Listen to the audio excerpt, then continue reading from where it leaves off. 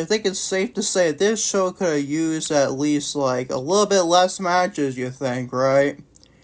Especially when the Fatal 4-Way Women's Tag Team Championship Tournament stipulation was on this show. I absolutely did not need to be on this damn show, but whatever. Beggars can't be choosers, man. It's still a solid pay-per-view, I guess, from All Elite Wrestling to say at least. What is going on, everybody? Welcome to episode Lucas E. Allen Productions on YouTube and all audio platforms. Lucas E. Allen Show.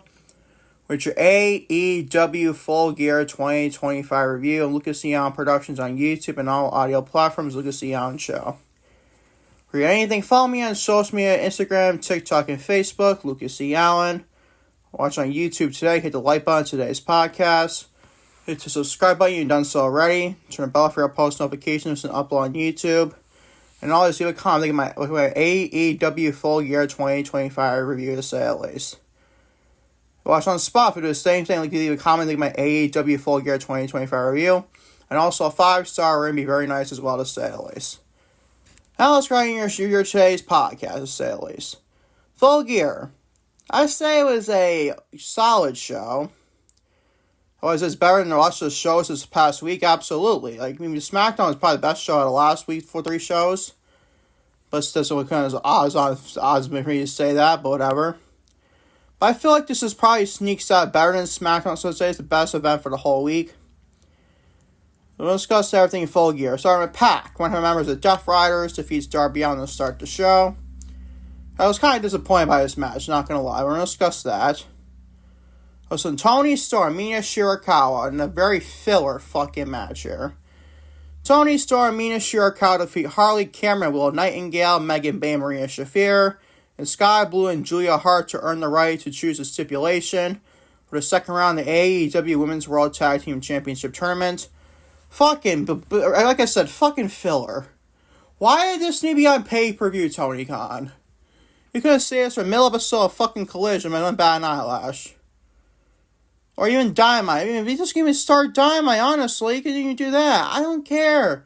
Not on pay-per-view. You're spending $50 on just this thing. That's for this, but it's like $50 for a match like this on the show? I don't know about that, though, Mr. Tony Khan whatsoever. Be discussing that.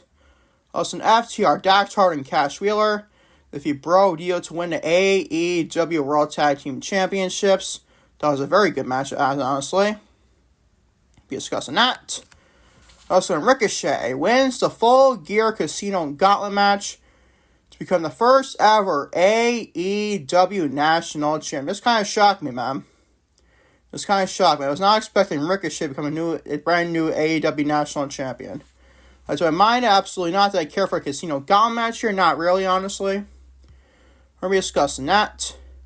Also, Kyle O'Reilly defeats Jon Moxley and taps out Jon Moxley once again. And no holds bar match and continue Moxley's illusion streak. That was a solid match. We discussed that. A very good match. We also discussed that. Also, Mark Briscoe defeats Kyle Fletcher to win the AEW TNT Championship. We're going to be discussing that. A very okay match. Just solid for was too. Also, the Young Bucks and Josh Alexander defeat Jurassic Express and Kenny Omega to win $1 million. Yeah, I know, people. Fucking ridiculous. And after the match, Don Callis Family, a major voice crack, go figure. And after the match, Don Callis Family attacked Omega until the Young Bucks made the save and turned on the Don Callis Family and reunite with Omega and the Elite. Be discussing that. I thought it was actually not a bad 6-man tag. I must say I hate 6-man tag. There's a reason why I call it 6-man tag matches. 6-man tag when you're flying fuck matches, but whatever, man. I did like the story of Omega reuniting with the Young Bucks. I did like that, honestly. We'll discuss that. Also, the match tonight here. Give her flowers to Mercedes Moné here. Even Chris Statlander, obviously. Chris Statlander defeats Mercedes Moné. My girl Mercedes Moné fails to once again claim the AEW Women's World Championship. And you know what? It's the right outcome. She's my favorite wrestler. Mercedes Moné is my favorite professional wrestler between AEW, WWE, and any other company in general. She's my favorite pro wrestler. I'm blind eyelash, bro. I don't give a shit what you people say. You Mercedes Moné haters. Don't give a flying shit what you say. But I'll be honest, this is the right fucking outcome. Statlander absolutely needs to win this match. And she obviously did. In a very good match, if you ask me. Very damn great professional wrestling match. Between two of the best in the gold division, if you ask me. We discussed now also Samoa Joe. The bloodbath main event here. Complete. But you should have seen Joe here. This man was bleeding like no fucking tomorrow, bro. After this match, this man was like bleeding as much as more than Jon Moxley almost. That says a lot, obviously. Samoa Joe defeats Hangman Adam Page in main event inside of a steel cage to win the AEW World Championship thanks to Hook attacking Hangman with the title, including blasting Hangman with the championship. And after the match, Swerve Strickland made his return to back up Hangman as the event came to a close. Honestly, I like the match between Joe and Hangman. Obviously, it's two very good pro wrestlers in Hangman Adam Page and also Samoa Joe. Can I done without the blood? It's just a steel cage match. You might want to say you should have blood in that. I don't bad know if you said that either. Do I mind Swerve Strickland backing up Hangman? No, I did not. I didn't mind that whatsoever. But my problem with this is, why the fuck do you take the title off Hangman? Why? I'm not saying he's the greatest one at the World Championship, but not the best or at all. He's not a bad one nor a great one. He's put May right in the middle. That's not creative. That's not Hangman's fault. That's not Creative's fault. And him taking the title off Hangman and eventually put on fucking Swerve with Samoa Joe, I don't like that decision. Let's go start things today's podcast. Glad you're joining me because what I was going to say is this year's AEW Full Gear 2025 review on Lucas E. Allen Productions on YouTube and all audio platforms. Lucas E. Allen Show. Let's go on today's podcast, ladies and gentlemen. Starting with, you guessed it, Mr. Pac defeats Darby Allin to start the show. This gets a B-. I was expecting a lot better from you, Stu. And by the way, why does Pac need a cheat to beat Darby Allin? I don't like that whatsoever. I get it, Pac is a heel and Darby Allin's the underdog babyface here. But I'd rather see this Pac win clean here. If you're going to Pac defeat Darby, you might as well have the man win clean. Why the fuck did Pac need to cheat to beat Darby here? Did not like that decision whatsoever. It was a solid match, I'll say. It was solid and decent.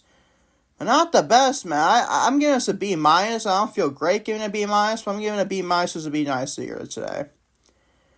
Because this match, I could expect a lot more going in this event. But then again, you could probably just save this for TV. Like, this match is safe for TV, the next match is going to be safe for TV, and a bunch of other different matches could be safe for TV as well. Maybe an O'Reilly and Moxley could be safe for TV. Maybe a Mark Briscoe and Kyle Fletcher for a TNT Championship could be safe for a main event episode for Dynamite. Whatever, bro. This match will have 6 matches tops, or even 5. 6 to 5 matches have been perfectly fine.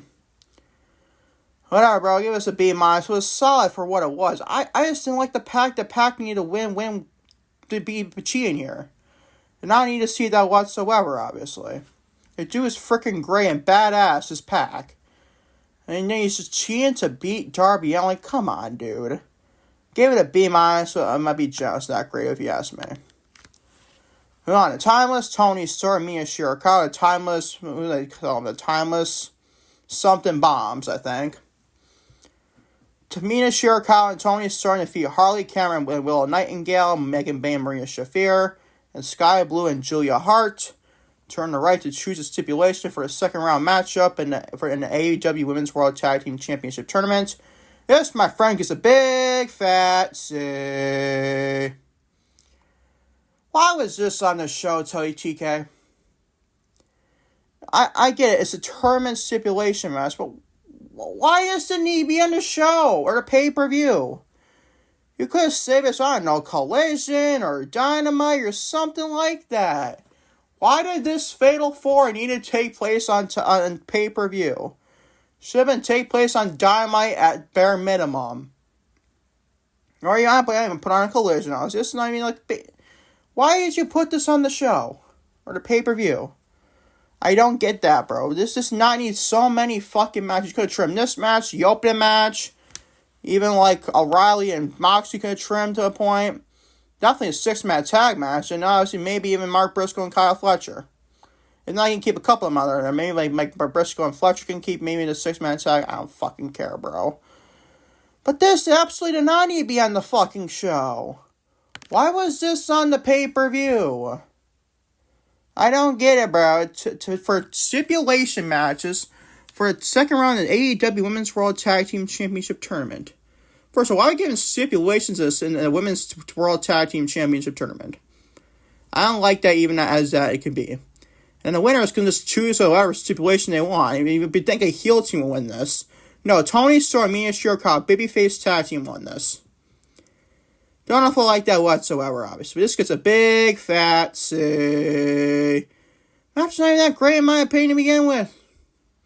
Not even close if you ask me. A big fat C is your grade. On to FTR, Dax Harwood and Cash Wheeler defeat Brodido, the reigning defending AEW at this point AEW World Tag Team Champions, to win the AEW World Tag Team Championships. That being Brodido, Brodido and Brody King, obviously. Gave us a B+. Very fun match here. Very fun match here, if you ask me. Good old tag team wrestling with FTR and Brodido. Great freaking wrestling, if you ask me. Do people not? I don't know if people like the outcome here of FTR winning the championship. To me, though, I think this is the reason to get Adam Copeland and Christian Cage back together sooner rather than later. Essentially take the titles off FTR, maybe like, I don't know, Double or Nothing, maybe even like Revolution, maybe. It depends on what AEW wants to do that, to say. When Adam Copeland's done filming his movie stuff, to say at least. But to me, that sets up FTR versus Copeland Christian Part 2.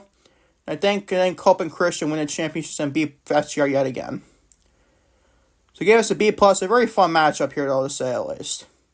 Nothing else to discuss here, so it's a very banger tag team match here, to say at least.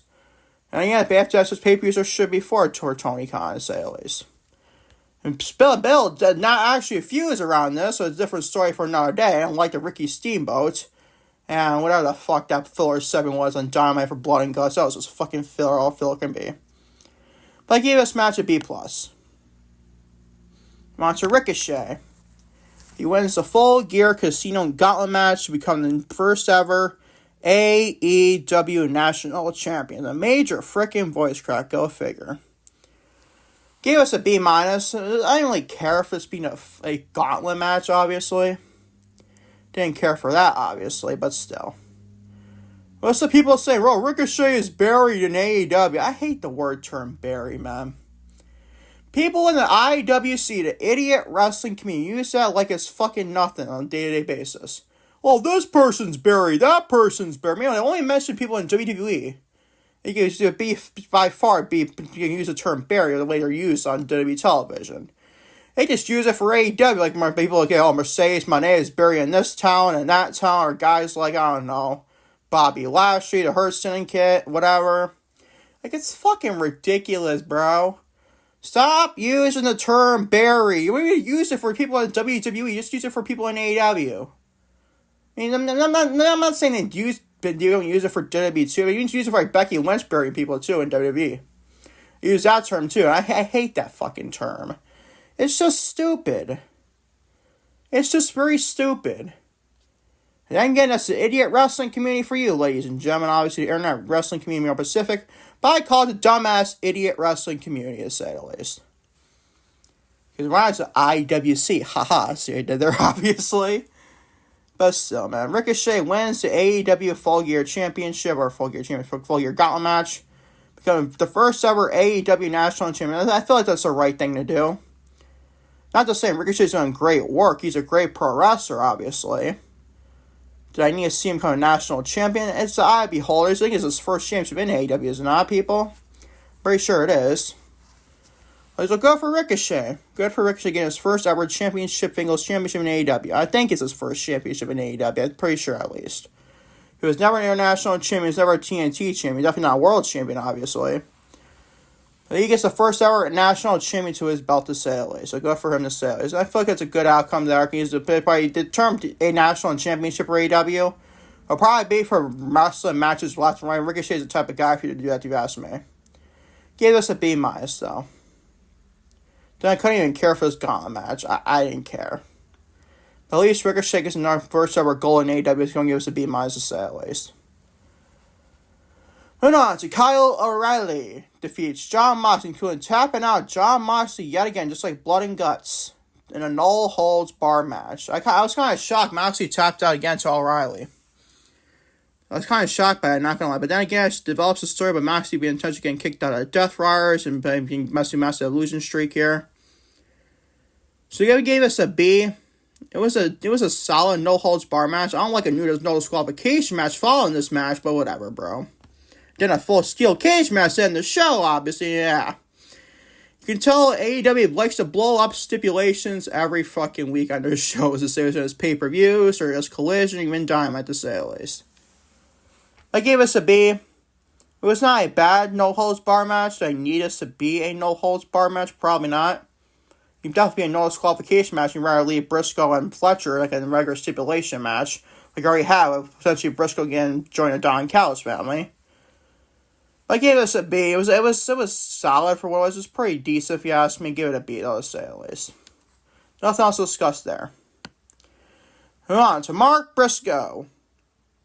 He defeats Kyle Fletcher to win the AEW TNT Championship.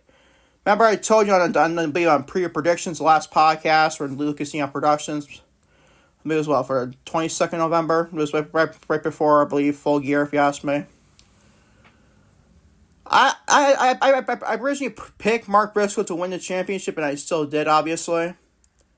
Just because the stipulation was that Mark Briscoe would have lost here, he'd be forced to join the Don Callis family. Which basically spoiled the outcome of being Mark Briscoe retained and win the championship. But he also said this. I didn't wrap my head around potentially Tony Khan seeking to tell off Fletcher to put on Briscoe. I didn't think that would happen here, but then again, it actually did happen. So I'm glad I stick with my prediction there.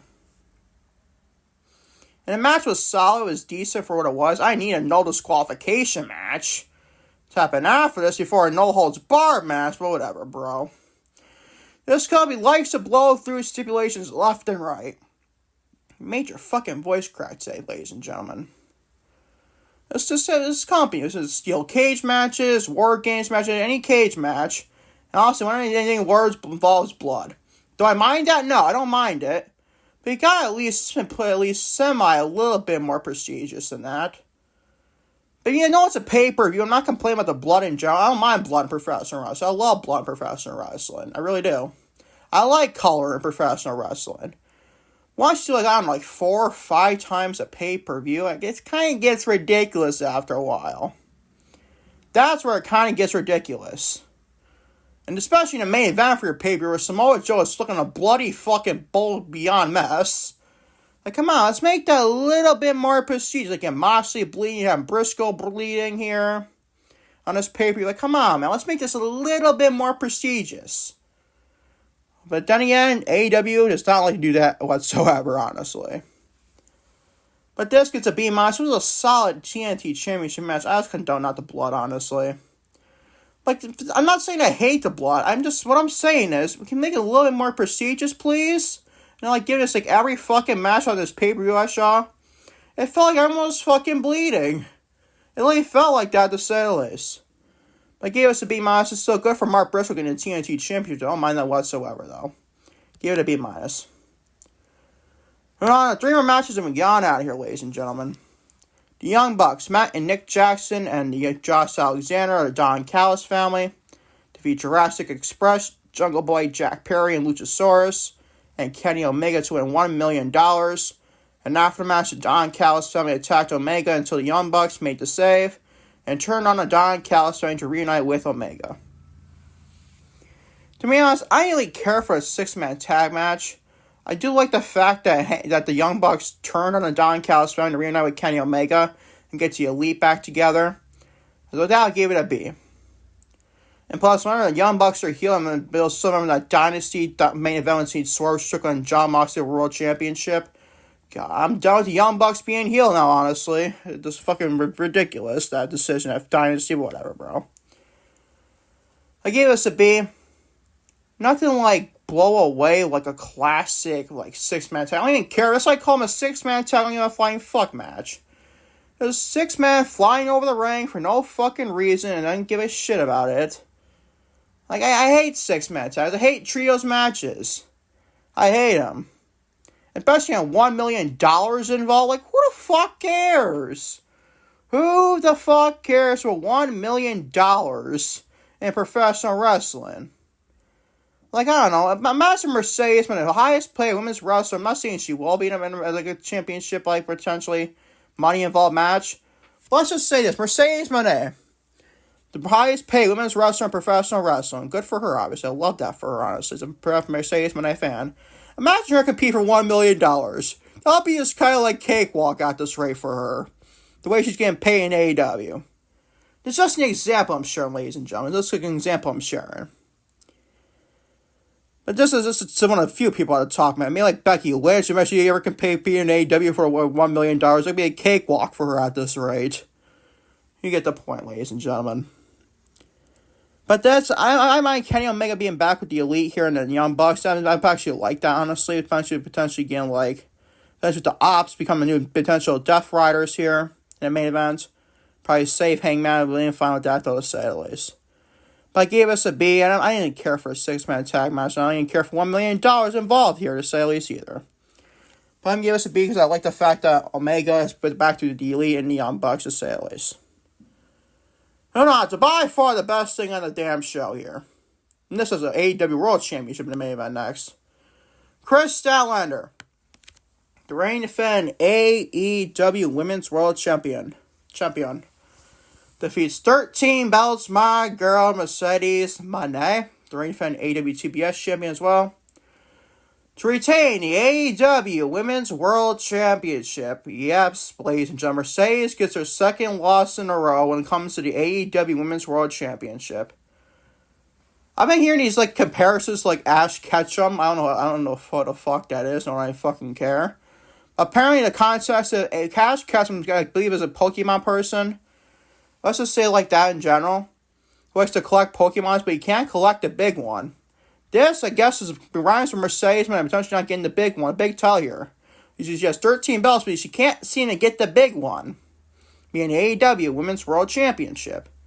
And that is a damn story, like I've been telling you haters about it all along. You don't understand. You people don't seem to understand the fact this is developing a storyline. When Mercedes wins that championship, it's going to feel a bitter fucking sweet for her. The time was not launched Saturday night. That's the story. That's the story. She must go on a losing streak, losing all of her championships, being to the TBS championship. Mine's probably Owen Hart Cup, because that's not even defended in general, but still. Might lose that eventually too. I don't know how away, but do that, but wait and find out what that, though, Tony Khan wants to do with that, to say at least. But once that happens, and Mercedes has no titles left, and there's one chance to one last Hail Mary and get in the Women's Championship in All Elite Wrestling. That's the fucking story. Not because Mercedes Moné has creative control, per last night for a Saturday, why she doesn't have creative control, and you're just a dumbass idiot who can't seem to grasp the fact that it's the story. It's the story, you stupid fucks. The story is Mercedes Moné can't win the big one. We saw that in WWE with Sasha Banks too. That's just bad creative for you, obviously. That's a different story. It is bad creative. Well, that's just happened. Now it's just going to happen in AEW as Mercedes Moné character. And that's the story, people. That's the story. What more do you want me to fucking say? But do you listen? You probably don't listen because you know I'm right. You know I'm right, obviously. Like, seriously, you feel, Mercedes Hogan, Mercedes Omega, Mercedes this, Mercedes sucks, she's washed, she's washed, she can't do this, she can't do this, she can't cut a promo.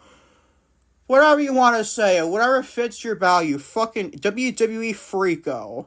Your WWE Freakos, like to call you. You can call the AEW Sickos the AEW Sickos. I don't mind the name at all.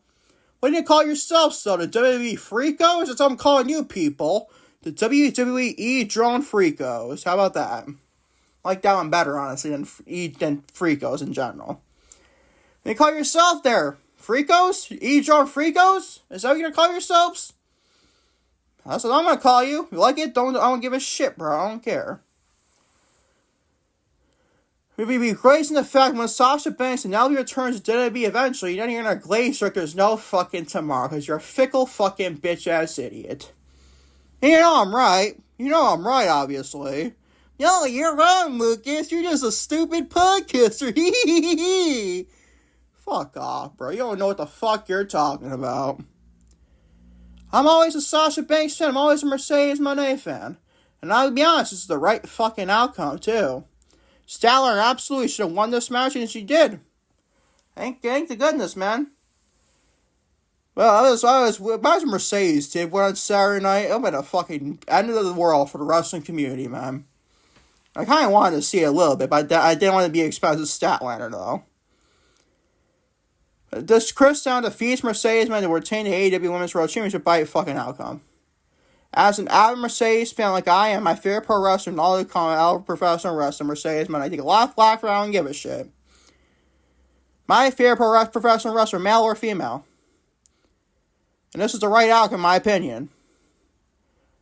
People are saying, oh, Statler is not that he doesn't the checks off every box. I don't know what the fuck you're watching either. Of course Statler checks off every box.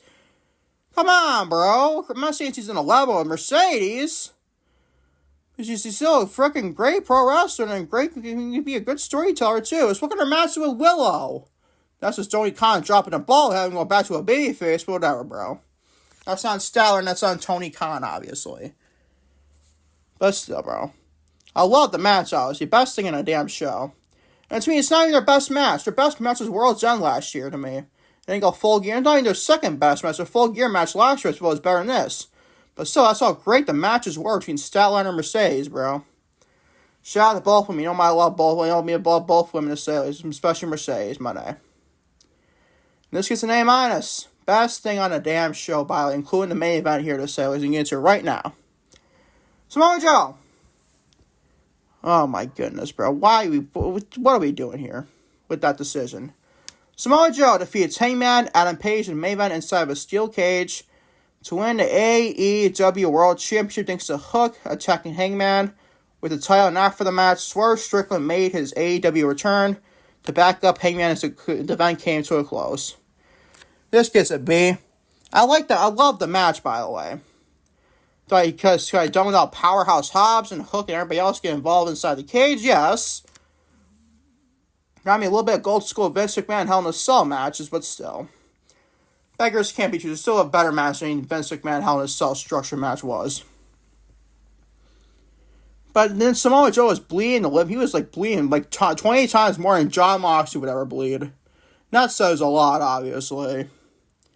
Slight exaggeration to a point, but not slight. Samoa Joe was bleeding beyond belief here. This man was bleeding there was no fucking tomorrow. If you didn't see Moxley bleed or Mark Briscoe bleed, I'd be fine with that. But so much blood on this show, I said, don't mind. I like blood. I like the blood. I like getting color in professional wrestling. Why don't you overdo it for the sake of overdoing it with Moxley and Briscoe and guys like that? And Fletcher and, you know what I mean, O'Reilly too. The only blood I'd rather receive big time is in a steel cage match like this event, like the Samoa Joe and Hangman and Page. And I don't even care for no DQ matches for getting blood. I don't even care for that in general, but still, whatever. Gave us a B, but I don't like Samoa Joe winning the championship. This man was already AEW World Champion just 2 years ago. And he's about to retire next year in 2026. Why is he win the championship? I did not like that decision, especially if we get a title to Swerve. Come on, be hot potato in the tub or stick a hot potato in the fucking championship. Why don't you get Hangman getting the championship, then Joe getting the championship, then freaking Swerve getting the championship? Man, hot potato, what's next? If Swerve and lose that title to MJF, I think you put up on Will Ospreay when he comes back. Come on, hot potato, bangle, boggle, bullshit. Come on, man. I'm not saying Hangman needed a long championship, like a Roman Reigns type championship run, but not like this. This man didn't even get off and running with this championship. He was defending championship with guys like Lee fucking Moriarty. Come on, bro. That's not Hangman's fault. That's fucking Tony Khan and AEW Creative's fault. I did not like that decision, having Hangman drop a championship to Samoa Joe. Did not like that decision whatsoever. Not that I hate Samoa Joe being a champion, single champion. I'm not complaining about that. I love Samoa Joe. He's freaking phenomenal. I miss him when he inevitably retires. But still, man, I didn't like the decision of having Hangman drop the championship that Saturday night. But still, the match was pretty good. I gave it a B. I just didn't like the decision of Samoa Joe winning back the championship from Hangman on Page. This man ended the reign and tear the Death Friars at All In. And then, not even, he doesn't even get the year of the championship. That's fucking bizarre if you ask me. Fuck, he didn't make it to December of this year to make it with the championship. He barely missed it by Thanksgiving weekend almost. I mean, come on, man. Come on, Tony Khan. That was not a good decision if you ask me. But I gave us a B to say it's still a very good steel cage match if you ask me. As your overall show for AEW Full Gear 2025, it's an overall show grade of B. I believe I'm not doing overall show stands this week because I'm not going to do that at all. There's more to say at least. But I believe it's just a tie with SmackDown this week. But I do think Full Gear actually edges out a little bit more than SmackDown this week. That's just my opinion, though. So let me know in the comment section what you think about that to say at least. That is your AEW Full Gear 2025 review of Lucas Young Productions on YouTube and all audio platforms. Lucas Young Show. And by the way, the second channel, Lucas Young on YouTube. I don't think it'll be any uploads to any audio platform. This is strictly to YouTube, I think. I'm gonna be trying something new for AEW Full Gear. Starting with Full Gear, obviously. It's the last paper we saw. I'm gonna be giving out not like letter alphabetical order grades. But I'm going to be giving out star ratings on the second channel, Lucas Allen. I'm giving out star ratings to say at least there.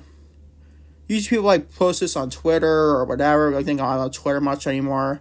I do have a burner account on Twitter because I feel like doing it, obviously. I'm not going to tell you what it is, though, obviously. But to say at least, I'm going to be doing some star ratings for AEW Full Gear probably sometime this week, honestly. But doing that for every AEW pay-per-view, every WWE PLE, every Saturday night's main event. I mean, maybe I'll even do it for NXT too. Wait and find out that those sales or PLEs. So stay tuned now for that to say at least sometime this week to say at least. And thank you all for watching your AEW Full Gear 2025 review. Lucas Young Productions on YouTube and all audio platforms. Lucas Young Show. Today be on Monday, November 24th, 2025 day. Until next time, everybody. Peace, love, bye. I am out. Take care. Love you all big time to say the least.